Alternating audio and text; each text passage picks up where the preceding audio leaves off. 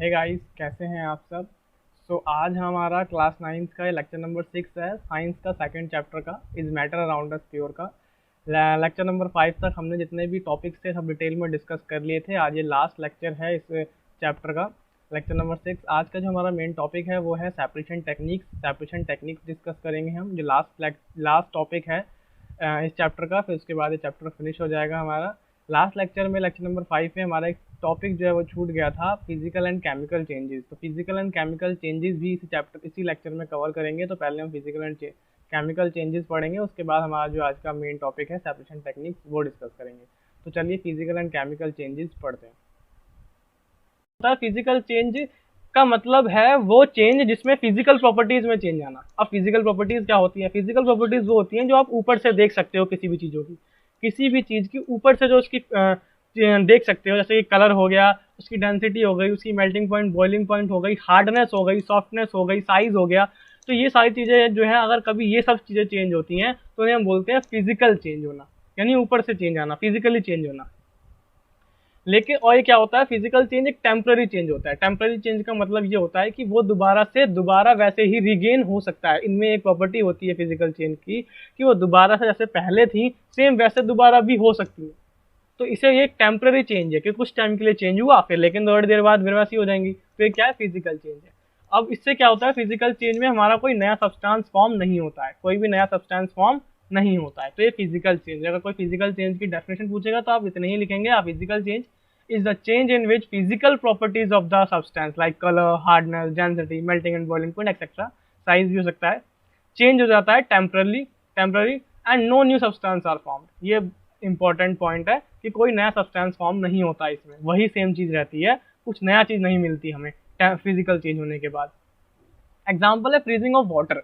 अब freezing of water क्या है कि हमने वाटर रखा और वाटर को फ्रीज कर दिया। अब वाटर को फ्रीज कर दिया तो क्या हुआ? उसका शेप चेंज हो जाती है, साइज चेंज हो जाता है, हार्डनेस आ जाती है। तो ये टेम्पररी चेंज है। अगर हम उसे फिर से क्या करें, हीट करें थोड़ा सा, तो फिर से वाटर के फॉर्म में आ जाएगा। इसका मतलब ये है कि टेम्पररी चेंज है, दोबारा से रिगेन वही मिल सकता है, यानी जो हमें पहले जो थोड़ी देर बाद हुआ था, थोड़ी देर बाद फिर वैसे मिल जाएगा। तो एक टेम्पररी चेंज आता है।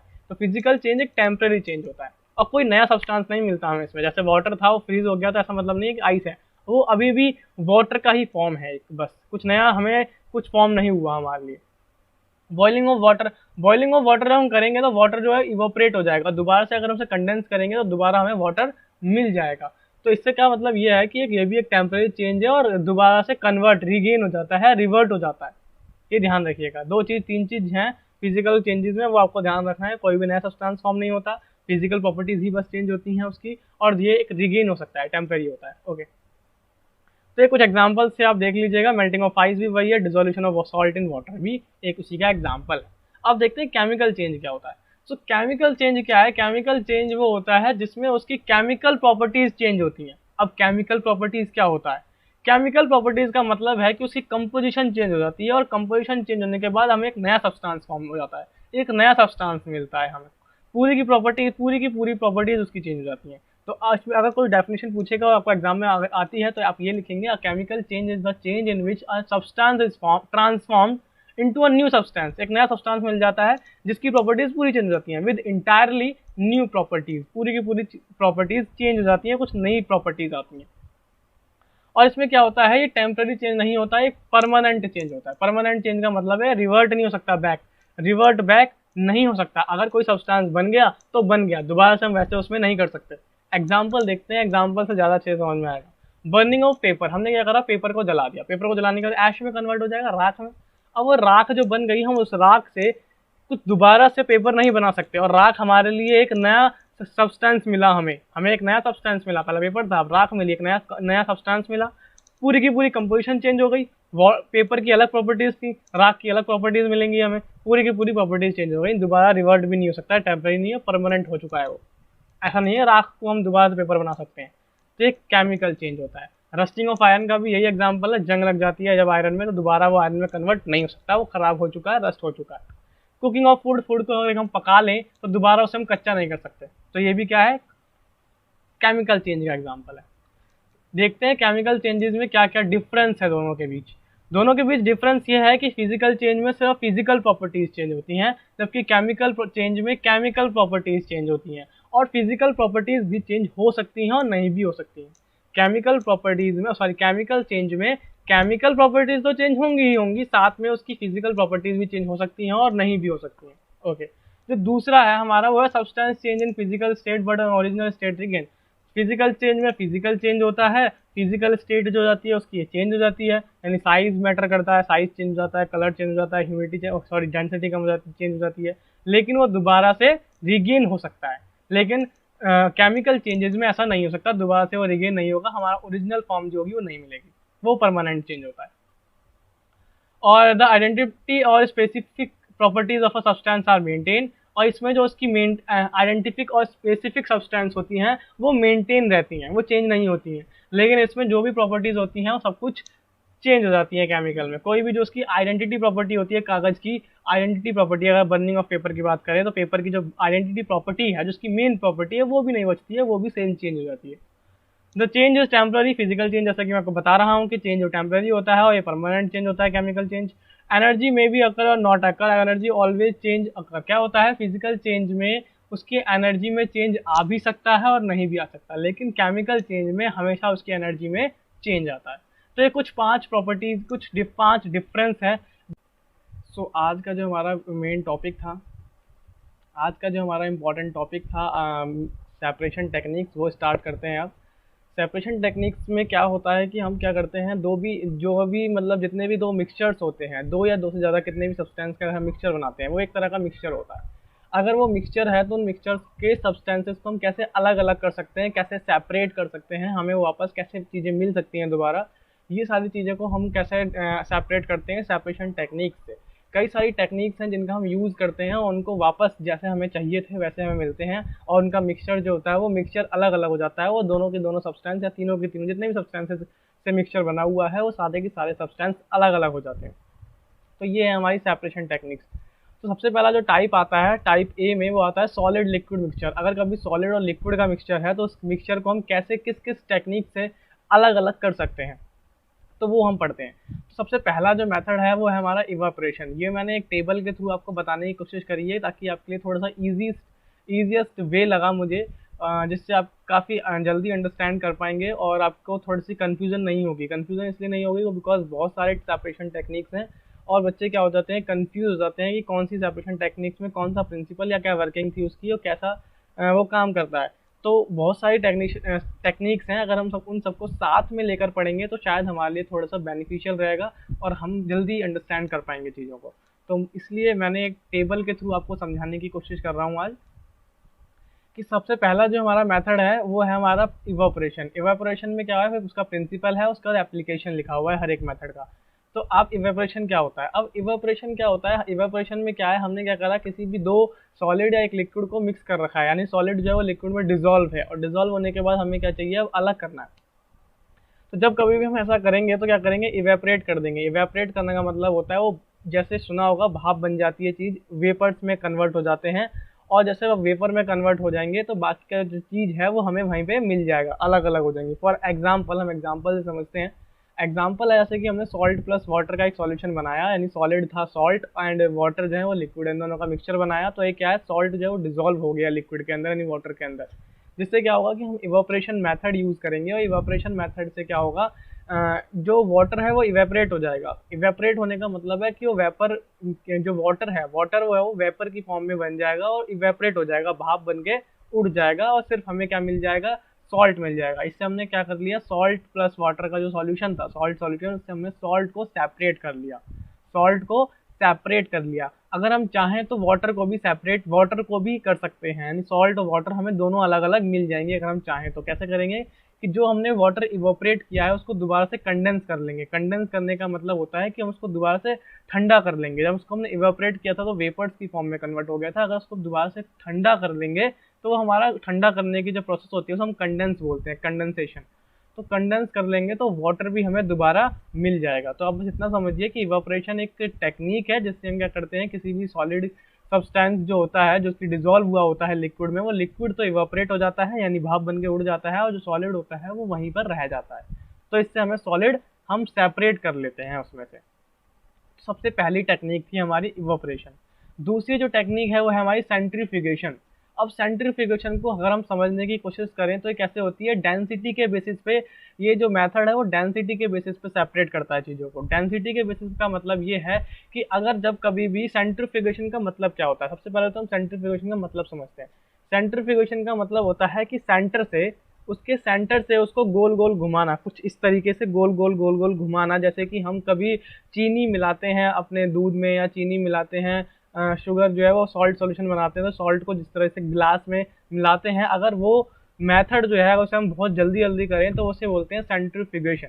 सेंट्रीफ्यूगेशन क्या होती है, जो डेंसिटी के बेसिस पे, यानी दो चीज़ें मिक्स अगर कोई चीज़ हो रखी है तो उसकी डेंसिटी के बेसिस पे क्या होती है, डेंसिटी के बेसिस पे वो दोनों सेपरेट हो जाती हैं। कैसे सेपरेट हो जाती हैं कि जो डेंसर पार्टिकल होता है, डेंसर पार्टिकल का मतलब जिसकी डेंसिटी ज़्यादा होती है, जिसकी डेंसिटी ज़्यादा होती है वो नीचे सेटल डाउन हो जाता है, और जो दूसरा पार्टिकल होता है, दूसरा जो हमारे पास लिक्विड सॉलिड होता है जिसकी डेंसिटी कम होती है, वो ऊपर फ्लो कर रहा होता है, ऊपर ही फ्लोट कर रहा होता है, यानी वो ऊपर रहता है, टॉप पे रहता है, और जो नीचे है वो बॉटम में चला जाता है। हमारा जिसका डेंसिटी ज़्यादा होती है वो नीचे बॉटम में आ जाता है, सेटल डाउन हो जाता है, सेटल डाउन होना नीचे जम जाता है, और ऊपर रह जाता है हमारा जो जिसकी डेंसिटी कम होती है। इससे क्या होता है, हम दोनों चीज़ों को अलग अलग सेपरेट कर लेते हैं।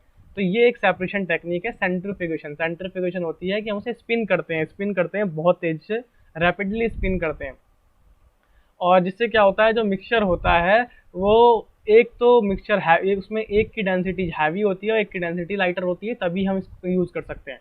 जिससे क्या होता है, हैवी डेंसिटी वाले जो है वो नीचे सेटल डाउन हो जाएंगे, और जो लोअर डेंसिटी है वो ऊपर टॉप पे रहेंगे, जिससे हम क्या करेंगे, दोनों को सेपरेट कर सकते हैं। तो दूसरा मेथड था सेंट्रीफ्यूगेशन। इसका एग्जांपल है separation of cream from milk. जब कभी हम मिल्क से क्रीम निकालते हैं, मिल्क से मक्खन निकालते हैं, घी निकालते हैं, तो वो भी कैसे होता है, यही प्रोसेस सेंट्रीफ्यूगेशन प्रोसेस से ही होता है।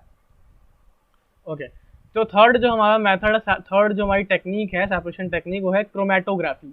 क्रोमेटोग्राफी का क्या मतलब होता है, क्रोमेटोग्राफी का मतलब है जब कभी दो या दो से ज़्यादा सॉल्यूट्स जो हैं वो सेम सॉल्वेंट में डिजोल्व होते हैं, तब हम क्या करते हैं, क्रोमेटोग्राफी यूज़ करते हैं। क्रोमेटोग्राफी का मतलब ये नहीं है कि हम क्या करते हैं, उनको सेपरेट कर देते हैं। हम क्या करते हैं, क्रोमेटोग्राफी एक कलर से रिलेटेड है चीज़। कैसे कलर से रिलेटेड है, समझने की कोशिश कीजिएगा। क्रोमेटोग्राफी जो है वो एक सॉल्यूट जो भी डिजोल्व होते हैं, कई सारे सॉल्यूट्स डिजोल्व हैं एक ही सॉल्वेंट में और वो अलग अलग हैं, तो उनको हम क्या करते हैं, उनकी सॉल्युबिलिटी के डिग्री, सॉल्युबिलिटी के बेसिस पे क्या करते हैं, अलग अलग सेपरेट करते हैं। सॉल्युबिलिटी क्या होता है, सॉल्युबिलिटी हम पढ़ चुके हैं लेक्चर नंबर 3 में, सॉल्यूशन में। सॉल्युबिलिटी होती है कि वो कितना सॉल्यूबल है, या कितना वो सॉल्यूट कितना डिजोल्व हो सकता है। जितना वो डिजोल्व होगा उसकी सॉल्युबिलिटी उतनी ज़्यादा होगी, जितना वो सॉल्यूबल होगा उतनी ज़्यादा सॉल्युबिलिटी होगी।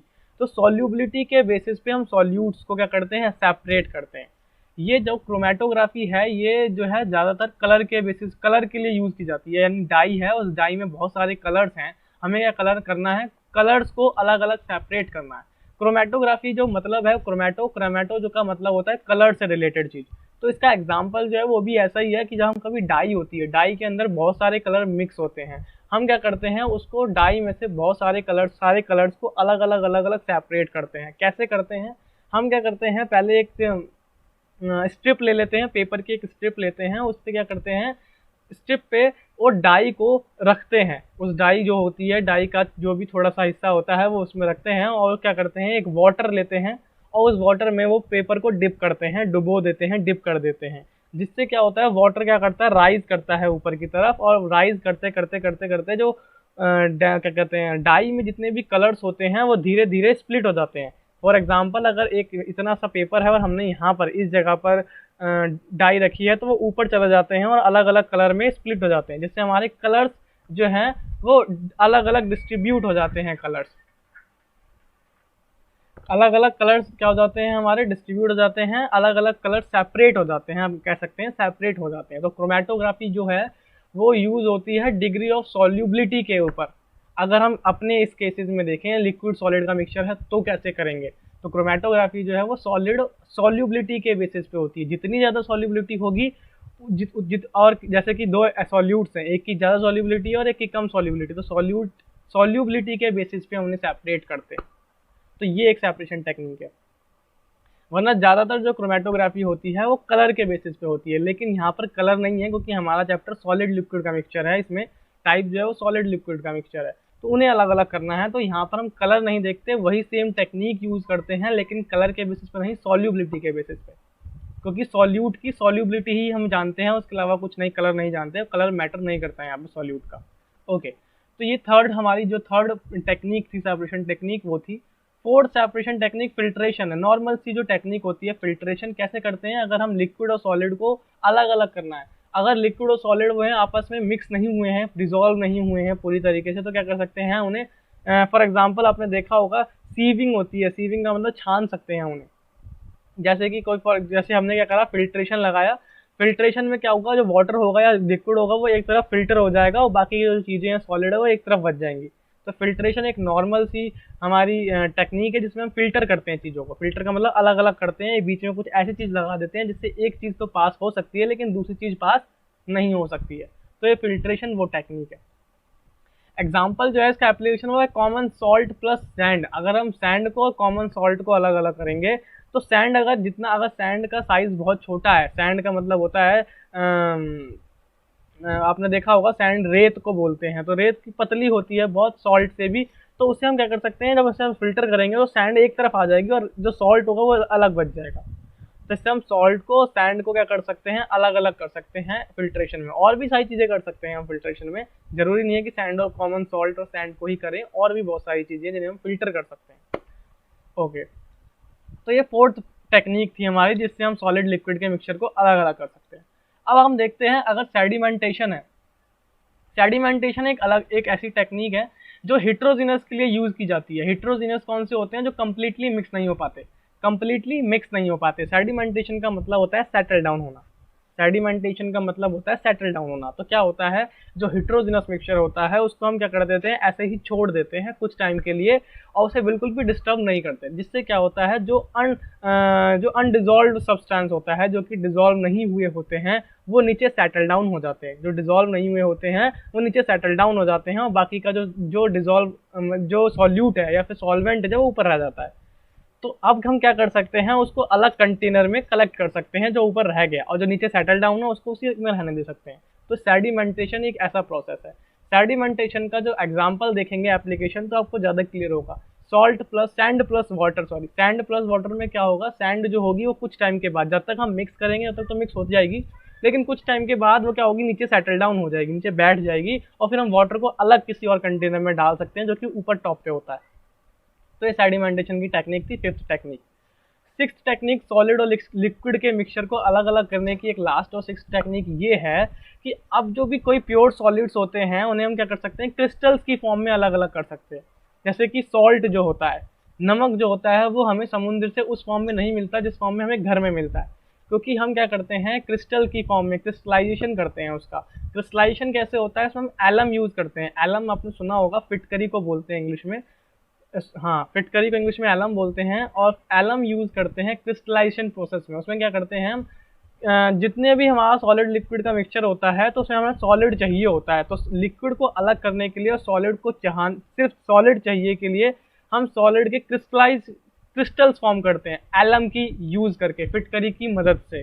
तो जिससे क्या होता है, सॉलिड्स के क्रिस्टल्स बन जाते हैं। क्रिस्टल्स का मतलब है छोटे छोटे टुकड़े बन जाते हैं, चीनी और नमक के होते हैं, और फिर उन्हें हम अलग सेपरेट कर लेते हैं। तो क्रिस्टलाइजेशन ये प्रोसेस है। तो ये जो पहला टाइप ए था, ये था हमारा सॉलिड और लिक्विड का मिक्सचर था, सॉलिड एंड लिक्विड का मिक्सचर था पहला। अब दूसरा जो टाइप है वो है हमारा लिक्विड एंड लिक्विड का मिक्सचर। फॉर एग्जांपल अगर हमने कभी दो लिक्विड को मिक्स कर दिया है आपस में, उन्हें अलग अलग करना है, तो हम कैसे कर सकते हैं, ये वो प्रोसेस है। पहले हमने पढ़ा कि एक सॉलिड है और एक लिक्विड है, उन दोनों का अगर मिक्स करा है, मिक्सचर है उनका, तो उन्हें कैसे अलग अलग कर सकते हैं। लेकिन अब जो सेकेंड टाइप बी है वो है लिक्विड और लिक्विड को अगर हमने मिक्स करा है तो उनका मिक्सचर को हम अलग अलग कैसे कर सकते हैं। तो चलिए देखते हैं। जो पहला मेथड है इसका वो है डिस्टिलेशन। पहला मेथड जो है वो डिस्टिलेशन है। तीन मेथड है, distillation, fractional distillation and use of separating funnel.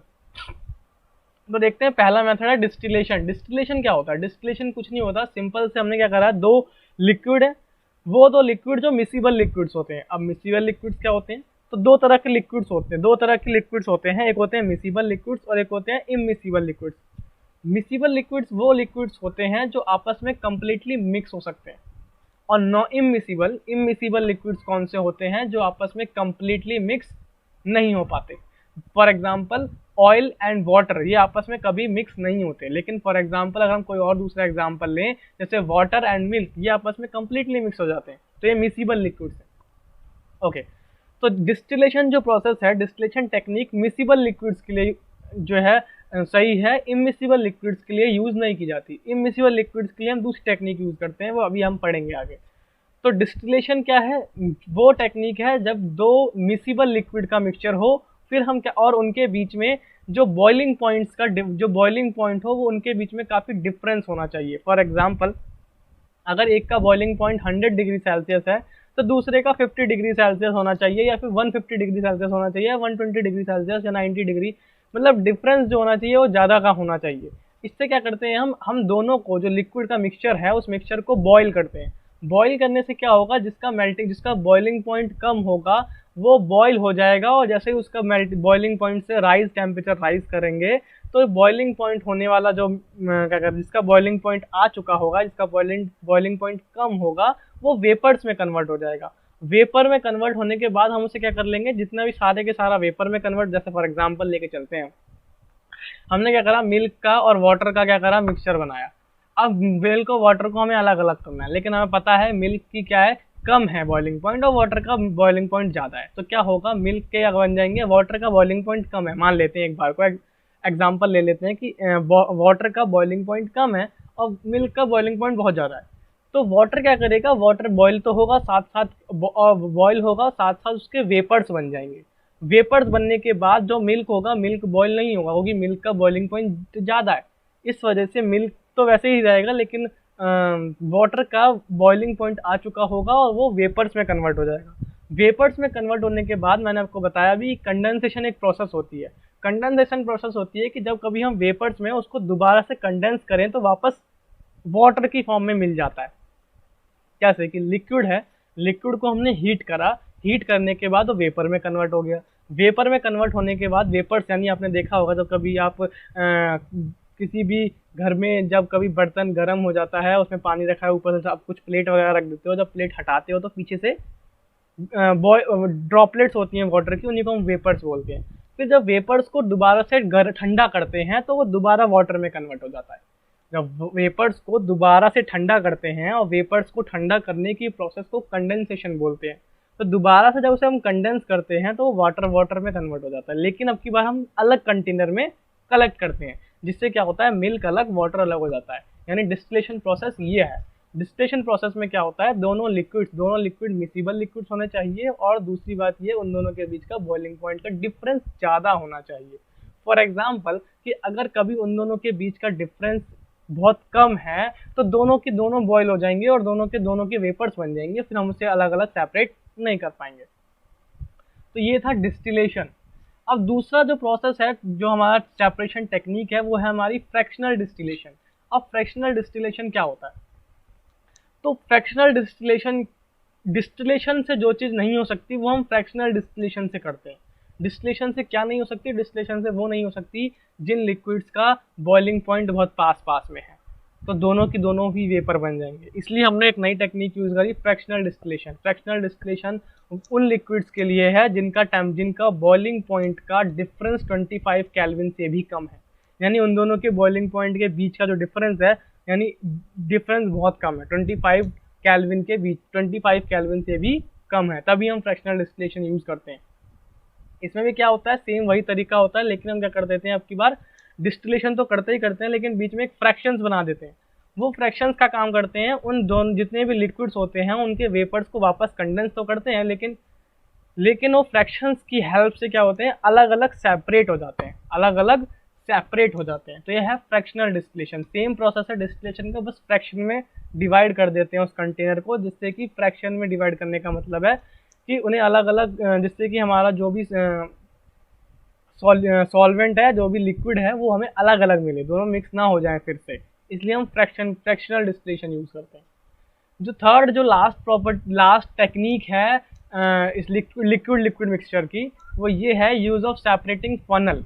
अब सेपरेटिंग फनल क्या होती है, सेपरेटिंग फनल जो होती है वो इमिसिबल लिक्विड्स के लिए ही यूज़ किया जाता है। अब इमिसिबल लिक्विड्स कौन से, मैंने आपको बताया, मिसिबल लिक्विड्स वो जो कि कम्प्लीटली मिक्स हो जाते हैं, इमिसिबल लिक्विड्स वो जो कम्प्लीटली मिक्स नहीं हो पाते हैं।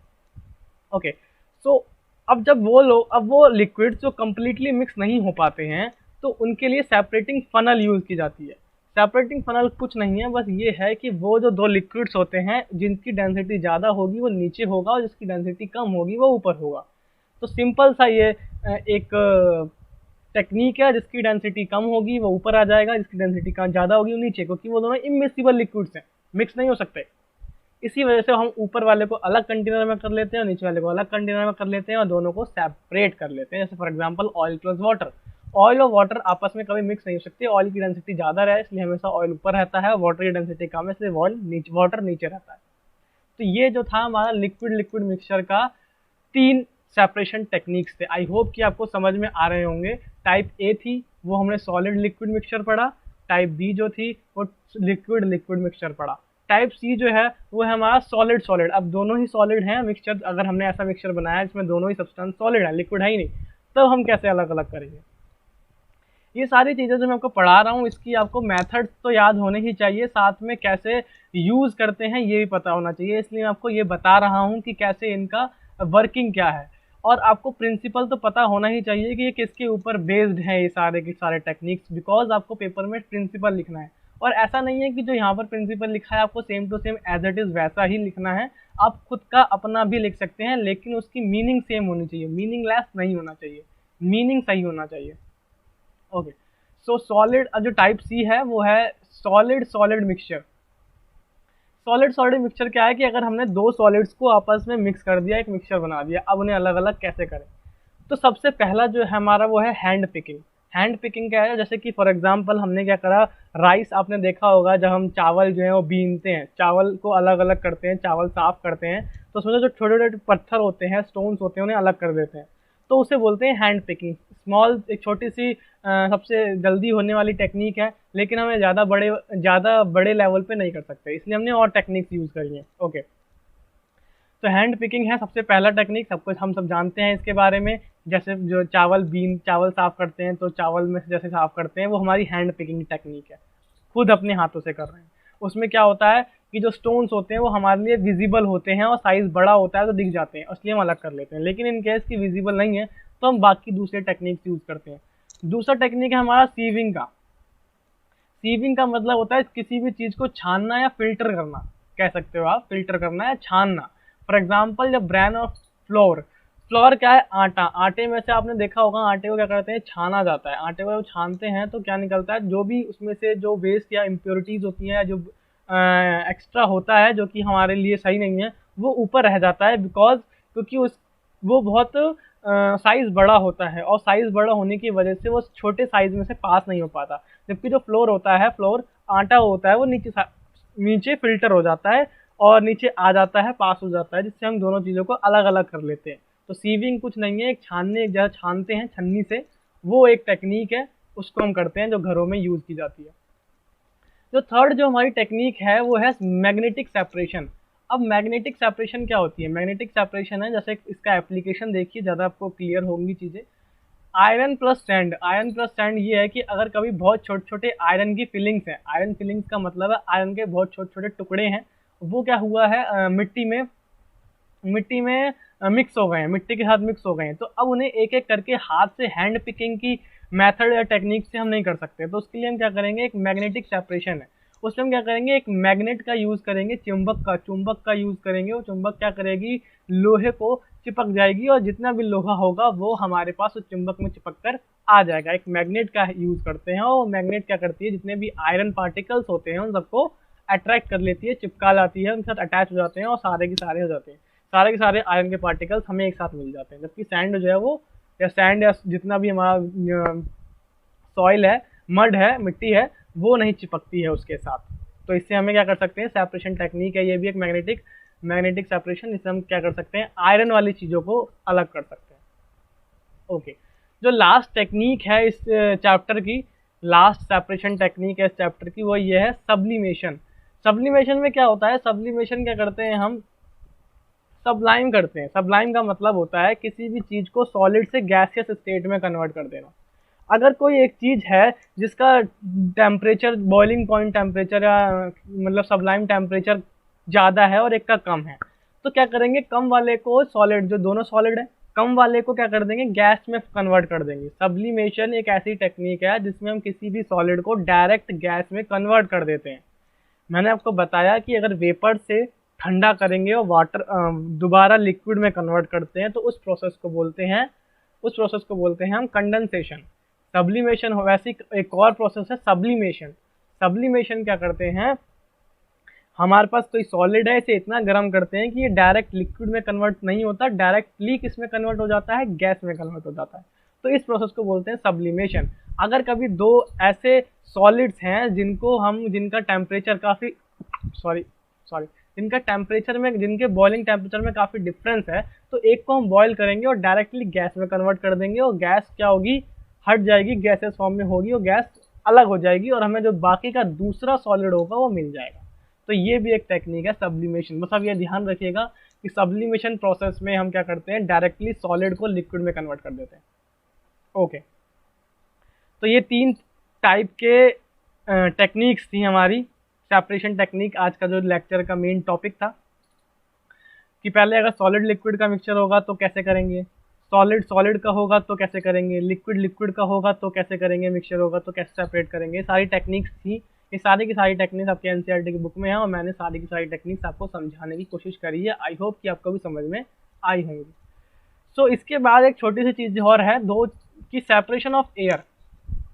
अब हमें क्या करना है, एयर में से ना ऑक्सीजन अलग निकालनी है, एयर में से ऑक्सीजन को अलग सेपरेट करना है। तो ये कैसे करेंगे, तो उसका भी एक प्रोसेस होता है। उसका प्रोसेस कैसा है आपको मैं समझाने की कोशिश करता हूँ कुछ इस तरीके से। ये देखिए, सबसे पहले हमारे पास एयर है, उस एयर के अंदर ऑक्सीजन भी है, नाइट्रोजन भी है, कार्बन डाइऑक्साइड भी है, आर्गन भी है, सारी चीज़ें मिक्स है। हम क्या करेंगे, उस एयर को कंप्रेस करेंगे और 0 डिग्री सेल्सियस तक लेकर जाएंगे। जब उसको हम 0 डिग्री सेल्सियस पर लेकर जाएंगे तो क्या होगा, उसके अंदर की जो ह्यूमिडिटी होगी एयर के अंदर की, जो वाटर होगा एयर में, जो वाटर प्रेजेंट होगा वो आइस बन जाएगा, बर्फ बन जाएगा और अलग हो जाएगा। हमें चाहिए क्या, हमें तो सिर्फ ऑक्सीजन चाहिए, ठीक है भैया, वाटर तो अलग हो गया। अब हम क्या करेंगे, उसके बाद उसे और कंप्रेस करेंगे। कहाँ तक कंप्रेस करेंगे, -78.5 डिग्री सेल्सियस, यानी माइनस में जा रही हैं चीज़ें। -78.5 डिग्री का मतलब है बहुत ज़्यादा ठंडा करेंगे, बहुत ज़्यादा ठंडा। अब बहुत ज़्यादा ठंडा करेंगे तो अब एयर में क्या बच गई, गैसेस बच गई। कौन सी gases, carbon dioxide, oxygen, argon, nitrogen. अब इन चारों में से हमें सिर्फ ऑक्सीजन चाहिए।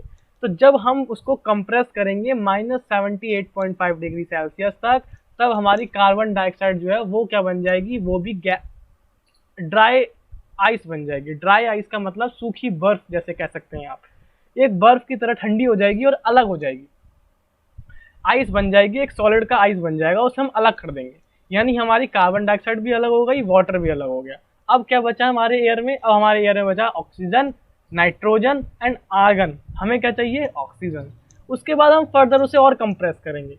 ये एक टेक्निक है जिससे हम एयर में से सिर्फ ऑक्सीजन को निकाल सकते हैं, एयर में से सिर्फ ऑक्सीजन को। आपने देखा होगा कि कहीं पेशेंट होता है, उसे ऑक्सीजन देना होता है, तो कैसे देते हैं, हम डायरेक्ट सारी एयर थोड़ा ना देते हैं, हम सिर्फ ऑक्सीजन देते हैं। तो ऑक्सीजन को पहले सेपरेट किया जाता है इस टेक्निक से, जो मैं आपको बता रहा हूँ। तो कंप्रेस करते हैं उसको। अब हमें क्या मिल, कार्बन डाइऑक्साइड भी अलग हो गया। अब कार्बन डाइऑक्साइड भी अलग होने के बाद उसको -200 डिग्री सेल्सियस तक कंप्रेस किया जाता है। जब उसको -200 डिग्री सेल्सियस तक कंप्रेस करेंगे तो उसके बाद ऑक्सीजन, आर्गन, नाइट्रोजन, ये सारी की सारी चीज़ें गैसेज में थी, अब लिक्विड में कन्वर्ट हो जाएंगी। किस में कन्वर्ट हो जाएंगी, लिक्विड में कन्वर्ट हो जाएंगी, क्योंकि हमने उन गैसेज को इतना ठंडा करा, इतना माइनस में टेम्परेचर करा, इतना कंप्रेस करा कि वो गैस से लिक्विड में कन्वर्ट हो गई। यानी अब हमारे पास ऑक्सीजन भी है, नाइट्रोजन भी है और आर्गन भी है, लेकिन तीनों के तीनों लिक्विड की फॉर्म में है। ओके, उसके बाद हम करेंगे फ्रैक्शनल डिस्टिलेशन, क्योंकि हमें पता है, हमने फ्रैक्शनल डिस्टिलेशन जस्ट अभी पढ़ा है। फ्रैक्शनल डिस्टिलेशन क्या होता है, जब दो लिक्विड के मिक्सचर को अलग अलग करना होता है तो हम फ्रैक्शनल डिस्टिलेशन यूज़ करते हैं। यहाँ भी लिक्विड है, क्योंकि तीनों चीज़ें ऑक्सीजन, नाइट्रोजन और आर्गन, तीनों चीज़ें नाइट्रोजन की लिक्विड की फॉर्म में है और तीनों की तीनों का एक मिक्सचर है। हमें सबको अलग अलग करना है, तो क्या करेंगे, फ्रैक्शनल डिस्टिलेशन यूज़ करेंगे। फ्रैक्शनल डिस्टिलेशन जब यूज़ करेंगे तो उनका टेम्परेचर और क्या करेंगे, कम करेंगे। जब उनका टेम्परेचर और कम करेंगे तो -190 डिग्री सेल्सियस पर नाइट्रोजन गैस जो होगी वो अलग हो जाएगी। -186 डिग्री सेल्सियस पर आर्गन जो होगी वो भी अलग हो जाएगी। और ध्यान रखिए सबकी सब लिक्विड फॉर्म में प्रेजेंट हैं अभी। और -183 डिग्री पे ऑक्सीजन भी अलग हो जाएगी। यानी इस अलग अलग टेम्परेचर पर ये अलग अलग होते चले जाएंगे। फ्रैक्शनल डिस्टिलेशन के थ्रू हमने सारे लिक्विड्स को, ऑक्सीजन, आर्गन और नाइट्रोजन के लिक्विड्स को अलग अलग डिवाइड कर लिया, अलग अलग सेपरेट कर लिया। तो ये टेक्निक थी। इसी को अगर हम इसमें देखेंगे, देखिए पहले स्टार्टिंग करते हैं। स्टार्ट में एयर जो है वो ना, हमने एयर को अंदर गया, एयर को अंदर करने के बाद एयर को क्या करा, प्रेशर में डाला एयर को, यानी कंप्रेस किया। जब हम एयर को कंप्रेस करेंगे और उसके बाद हमने फ्रीजिंग कोल्ड वाटर में डाला हुआ है, एक अलग से एक बनाया है कंटेनर जिसमें क्या है, कोल्ड वाटर है उसके अंदर। तो उससे क्या होगा, और ज़्यादा कंप्रेस होगी और उसका टेम्परेचर लो होगा, माइनस में जाएगा एयर का टेम्परेचर। जब माइनस में जाएगा एयर का टेम्परेचर तो सारी की सारी गैसेज ठंडी हो जाएंगी। जब ठंडी होने के बाद उसको कहाँ भेजेंगे, सेपरेटर में भेजेंगे। सेपरेटर देख रहे होंगे आप, सेपरेटर में जब वो जाएगी तो वहां पर सेपरेटर में जाने के बाद टेम्परेचर और डिक्रीज हो जाएगा, यानी और ठंडा हो जाएगा, जिससे कार्बन डाइऑक्साइड एक ड्राई आइस की तरह अलग हो जाएगा। बाकी की सारी चीजें और बाकी की सारी जो क्या कहते हैं गैसेज होंगी वो किस में कन्वर्ट हो जाएंगी, लिक्विड में कन्वर्ट, गैस से लिक्विड में कन्वर्ट हो जाएंगी। यानी सारी की सारी गैसेज लिक्विड में कन्वर्ट हो गई। अब अलग अलग फ्रैक्शनल डिस्टिलेशन करेंगे और नाइट्रोजन, आर्गन हमारी अलग हो जाएगी और हमें सिर्फ क्या मिल जाएगा, लिक्विड ऑक्सीजन मिल जाएगा। तो ये था सेपरेशन ऑफ एयर का फंडा कि कैसे करते हैं, क्या कहानी है इसके पीछे की। तो आपको ये याद रखना होगा, और ये अगर आप चार्ट बनाकर आएंगे पेपर में तो आई थिंक कि आपको पूरे के फुल मार्क्स मिलेंगे और आपको समझ में भी आया होगा। हमें कुछ नहीं करना, बस एयर को क्या करना है, कंप्रेस करना है और उसके टेम्परेचर को डिक्रीज करना है, ठंडा करते जाना है, और धीरे धीरे सारी चीज़ें लिक्विड में आ जाएंगी। और लिक्विड में आने के बाद हम जानते हैं कि 2 या 2 से ज़्यादा लिक्विड का मिक्सचर होता है तो हम फ्रैक्शनल डिस्टिलेशन यूज़ कर सकते हैं। तो हम फ्रैक्शनल डिस्टिलेशन यूज़ करेंगे, अलग अलग कर लेंगे। सो लास्ट जो एक हमारा रह गया है वो है, इस चैप्टर का लास्ट टॉपिक है वो है water purification system. Water purification system में क्या होता है कि अगर हमें कहीं पे वाटर को प्यूरिफाई करना है और घरों तक पहुंचाना, तो कैसे करते हैं, क्या टेक्निक होती है। सबसे पहले एक सेडिमेंटेशन टैंक दिख रहा है आपको। सेडिमेंटेशन टैंक में क्या होता है, सेडिमेंटेशन का मैंने मतलब आपको बताया कि जितने भी पार्टिकल्स होते हैं उनके सेटल डाउन हो जाते हैं और बाकी की चीज़ जो बची होती है वो ऊपर आ जाती है। तो सेम वाटर के साथ भी होता है। वाटर में जितनी भी इम्प्योरिटीज होती हैं वो बड़े बड़े पार्टिकल्स होते हैं, वो नीचे सेटल डाउन हो जाते हैं और वाटर जो है वो आगे चला जाता है। कहाँ चला जाता है, लोडिंग टैंक में चला जाता है। लोडिंग टैंक में हम क्या करते हैं, लोडिंग टैंक में एलम यूज करते हैं। एलम मतलब फिटकरी यूज करते हैं, और फिटकरी यूज करने से जो छोटे छोटे फाइन पार्टिकल्स होते हैं ना, वो भी सेटल डाउन हो जाते हैं। और फिर हम कहाँ भेजते हैं उसको, फिल्ट्रेशन टैंक में भेजते हैं। यानी अब वाटर में अभी भी पूरी तरीके से इम्प्योरिटीज गई नहीं है, अभी भी उसमें वाटर के साथ क्या क्या है, फाइन सैंड है। फाइन सैंड का मतलब बहुत छोटी छोटी मिट्टी है, क्योंकि पूरी तरीके से साफ नहीं हो पाया सेडिमेंटेशन और लोडिंग टैंक के थ्रू। तो वाटर है, फाइन सैंड है, ग्रेवल है। ग्रेवल का मतलब बहुत छोटे छोटे टुकड़े से हैं, मतलब पत्थर टाइप के कह सकते हो, स्टोन है बहुत छोटे टाइप के। अब फिल्ट्रेशन जब हम यूज करेंगे तो ये फाइन सैंड, ग्रेवल, ये सब चीजें तो स्टोन्स, जितनी भी इम्प्योरिटीज होंगी वो वहीं रह जाएंगी। सिर्फ वाटर क्या करेंगे, वाटर आगे चला जाएगा। और वाटर कहाँ चला जाएगा, क्लोरिनेशन करेंगे उसके बाद। अब वाटर तो चला गया, वाटर से हमने क्या निकाल ली, जितनी भी इम्प्योरिटीज थी निकाल ली। सैंड, मिट्टी थी, पत्थर थे, कंकड़ थे, जितनी भी चीजें, सब कुछ अलग कर लिया। लेकिन अभी भी उसके अंदर जम्स हो सकते हैं और जम्स को हम फिल्ट्रेशन के थ्रू अलग नहीं कर सकते। तो जम्स को हटाने के लिए हम क्या करते हैं, क्लोरीन डालते हैं उसके अंदर, वाटर के अंदर क्लोरीन ऐड करते हैं। तो इस प्रोसेस को बोलते हैं क्लोरीनेशन। अब जब उसके अंदर क्लोरीन ऐड करते हैं तो जितने भी बैक्टीरिया और जितने भी जम्स वगैरह होते हैं वो मर जाते हैं, और हमारा जो पानी होता है, वाटर जो होता है, वो प्योरीफाई हो जाता है और वो पीने के काबिल हो जाता है, पीने के योग्य हो जाता है। हम उसे पी सकते हैं उसके बाद, और वापस उस समय हम घरों में सप्लाई कर देते हैं। तो ये होती है वाटर प्योरिफिकेशन सिस्टम, कैसे किया जाता है। तो रिजर्वर से लेकर जहाँ पर पानी इकट्ठा होता है वहाँ से लेकर घरों तक कैसे आता है, इसके बीच में ये सारी प्रोसेस होती है। कुछ 4-5 स्टेप्स होते हैं। सेडिमेंटेशन होता है, लोडिंग टैंक का यूज होता है, फिल्ट्रेशन होती है, क्लोरिनेशन होती है, फिर घरों तक पहुँचता है। तो ये पूरा सिस्टम है वाटर प्योरिफिकेशन सिस्टम। सो अगर आपको पेपर में पूछा जाता है वाटर प्योरिफिकेशन सिस्टम क्या है, तो आप ऐसे टैंक बना के ही बता सकते हैं, और स्टेप बाय स्टेप भी बता सकते हैं कि पहला पॉइंट है सेडिमेंटेशन, दूसरा पॉइंट है लोडिंग टैंक में क्या होता है, तीसरा टैंक बता सकते हैं फिल्ट्रेशन में कैसे करते हैं, फिल्ट्रेशन के बाद कैसे क्लोरिनेशन करते हैं। आप ये स्टेप बाय स्टेप बता के भी एक्सप्लेन कर सकते हैं एग्जाम में, और उसमें आपको फुल मार्क्स मिलेंगे। सो जो लेक्चर था हमारा वो ख़त्म होता है इसी के साथ, और ये पूरा चैप्टर हमारा फिनिश होता है आज, और चैप्टर फिनिश हो जाता है। सो नेक्स्ट लेक्चर में नेक्स्ट चैप्टर के साथ मिलते हैं। So thank you guys.